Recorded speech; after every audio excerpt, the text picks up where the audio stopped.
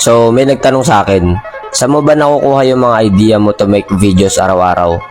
Honestly, karamihan sa topic ko doon sa mga previous video, natutunan ko sa book na binasa ko.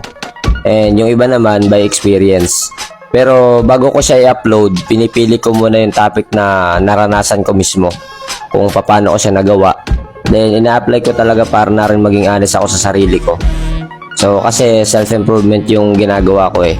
Kaya, every time na gumagawa ko ng script, I always ask myself na nagawa ko ba talaga yung task na to?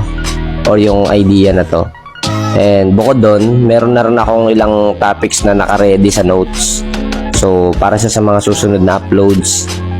So, kapag patuloy kasing nag-aaral tayo, nagre-reflect, so, sa sarili natin, mas malaki yung chance na hindi tayo maubusan ng topic.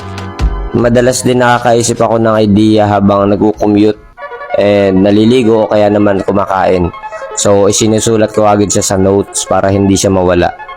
Then, pinaka the best part para makagawa ka ng script, dapat kalmado yung utak mo.